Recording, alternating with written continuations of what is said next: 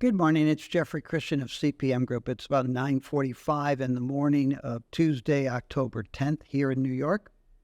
I was going to speak about gold and the bond boogeyman today and point out that higher bond yields and lower bond prices do not necessarily preclude higher gold prices. And in fact, the period of highest bond interest rates in history coincided with what was then the record move to $850 gold in early 1980. But James E. Sinclair passed away on Friday, and instead I want to talk about him. I'll get back to gold and the bond boogeyman on Friday. But there are a couple anecdotes about Jim. People should know who he was. And there are a couple anecdotes that are very insightful, I think, in some ways, about the gold market, at least one of the anecdotes. Jim had been called the original gold bug, and indeed he was. He lobbied for allowing Americans to own gold. I think he even testified before Congress about it prior to gold ownership being legalized at the end of 1974. After, the price of gold rose from $35 under the Bretton Woods dollar gold currency system, to about $190 on the last trading day of 1974. As soon as Americans could own it, the price of gold fell, and it dropped back to about $150. And people said, well, that was a one-time adjustment, which is a ludicrous thought if you think about it, and that the gold price would not rise again. The gold market was dead. And Jim said, no, this was 1976, 1977. Jim said, look at the world around you, high inflation, volatile economic conditions coming out of a very bad recession, OPEC's flexing its muscles. The Yom Kippur War in 1973 had occurred. There are any number of reasons to expect gold prices to rise, and Jim said he thought it could rise to $850 an ounce. When it got to $850 an ounce for a couple minutes in January of 1980, he sold his gold. He thought that he probably caused the peak of the market. I don't think he did, but I let him believe that, and I didn't challenge him on it. But his acolytes were just beside themselves. You said that gold was rising to $850. How could you sell gold? He said, I said gold was rising to $850. It got there, and I sold it. When the price fell back and got down to like $280, $290 within 2 years, the middle of 1982, he reestablished his gold positions. He helped create, if not did create, Sutton Resources, which developed a very good mine in Tanzania. He practiced Hindu religion, and he was a vegetarian, and he worked very hard to support economic development on a worldwide basis, but with a special interest in Tanzania. And when I was in Tanzania once, decades ago, there were billboards honoring him alongside one of the highways I was on. He developed Sutton Resources, worked on this mine. And then he went into Tanzanian Range gold mining company, and he was running that until he retired about 2 years ago. He passed away, as I said, on Friday at the age of 82. Now, the first anecdote is about Forbes Magazine. And you have to understand that Forbes, at least back 20 some odd years ago, Forbes Magazine didn't like gold. They had this attitude, which you see among some British politicians, which was that if you like gold and you think gold is a good investment, that's a vote against the establishment, and therefore you must not like gold. That was sort of the attitude. We had introduced a reporter at Forbes to another client of ours involved in a different metal, and they had done a very good profile on that person in 2000.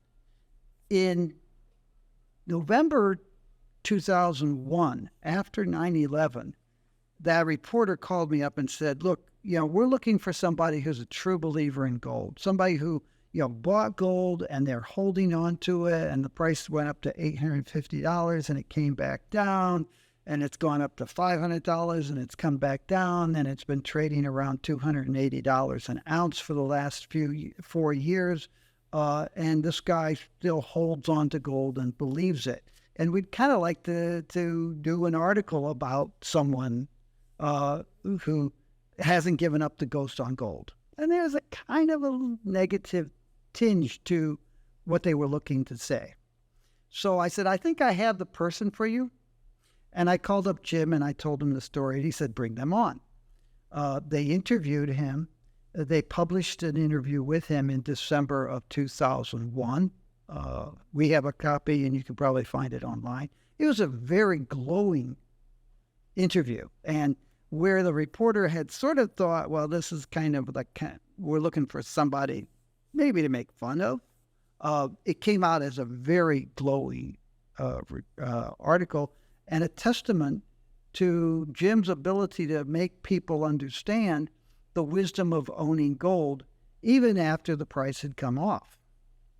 And of course, this is December 2001. It was the very bottom of the gold market. The gold price went from $250, $260 an ounce about that time to $2,000 an ounce in recent years, but it hit $1,000 within 7 years. By March of 2008, it had gotten to $1,000. So that was the power of Jim to understand the gold market. Now, the other anecdote is perhaps less interesting, but after 9/11, I was 6 blocks from 9/11. Looking at it, I saw the planes go into the towers. When the first plane hit, I realized that all of my friends at Car Futures were either dead or going to die because it came in right under them. And that was important because I had a standing offer to work at Car Futures. So every September, I realized that it's another year that I've been alive, that I wouldn't have been alive if I had decided to go to work for a brokerage house and chosen that one. But I suffered mightily in the backwash of 9/11. And it was in 2001, which was already a very bad year for precious metals markets. After 9/11, a number of my clients met with us and convinced me. I was seriously thinking about closing down CPM Group and going to do something else. The police in New York were warning us that if we stayed in Lower Manhattan, future terrorist attacks would probably take us out. There were a lot of things going on, and a number of my clients asked me to keep going with CPM Group and stay in power. And they made me an offer, which I accepted. But emotionally, I was still pretty bummed out. And in January of 2002, I took an invitation to give a speech to an industry association up in Providence, Rhode Island. And I took that as an opportunity to put together a week-long trip through New England to talk to various people I knew in the metals business about, really, should I rather stay? And Monday through Thursday, I didn't really get any kind of positive answers as to why I should stay in the precious metals business. Friday morning, I left New Haven, Connecticut, and I drove over to New Canaan, where Jim was living. He had a really nice house. And sat down with him, and we were going to spend the day together, which we did. Sat down, and he said, so what's your problem? And I told him, I'm not quite sure I want to stay in this business. The business has been suffering already. We were watching company after company get out of business. The mining industry was laying off staff and cutting back their general offices and cutting their exploration budgets because they had been 5 years in a period of time when the gold price basically traded below $300 an ounce. It was a really tough time in the metals business before 9/11. And then 9/11 came along and just sort of changed everything. And he said, so what are you working on? And I ran through 5 big projects that we had underway at CPM Group. And he looked at me and he laughed. And he said, you're not going to quit. You're not going to walk away from, here's an industry that's on its back, and you have 5 incredibly attractive opportunities. You're not going to walk away from that. And I looked at him and smiled, and he said, let's go have lunch. Spent the rest of the day with him, came home. My wife had been worried about what my psychological state was and what I would do about keeping going with CPM Group or going to do something else.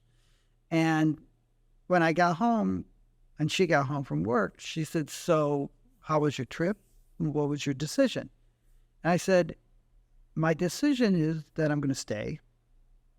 And I'm a little bit concerned because the only person that got me, that really understood me, was Jim Sinclair. She laughed and we stayed. And Jim and I stayed in touch until a couple years ago. A wonderful fellow who understood gold and stood out like a beacon of intelligence in a world where there are a lot of true believers and a lot of detractors of gold. You'll find a lot of people who will go on and on and on with irrational things, positive about gold and negative about gold. But Jim was one of those people who saw the light, understood the light, analyzed the light, kept the light going, and had a wonderful life and a wonderful career thanks to his understanding of the gold market. And gone on longer than I should have or wanted to, but I think that it's important for people in the gold market to understand that we all stand on the shoulders of giants.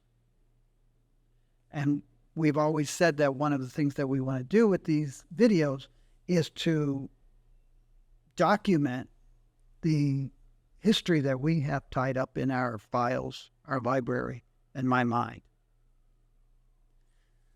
One last note, CPM Group produces market alerts for distribution to its clients. We will be releasing 2 companion special market alerts to our clients in October.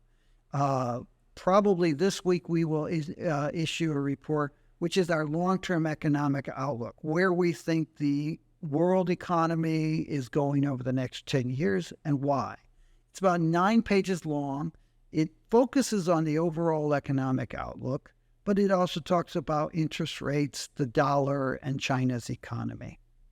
Later in the month, we will issue a companion market alert titled Deficits, Debt, and Gold.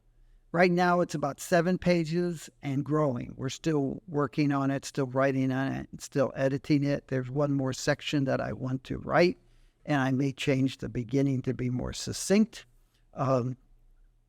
These will be distributed to CPM Group's clients. If you're not a client of CPM Group and you're interested in receiving the report, you should become a client now.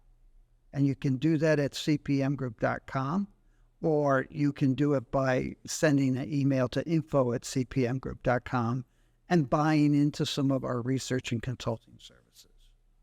New clients will also receive our September 12th market alert, which was titled India's Rupee Oil Purchase and the De-Dollarization That Is Not Happening. As always, you can go to our website. As I said, you can go there. You can buy our reports. You can become a retail investor client. You can become a non-retail client of ours. There's a tremendous amount of advisory services that we provide people who have exposure to precious metals and commodities. I'll see you on Tuesday, or Friday rather. In the meantime, take care of yourself. Be good to yourself and be good to people around you, and try to do something good for the world. Because, as I always say, it needs help. And over the last few days, we've realized it needs even more help than we had thought, perhaps. Take care.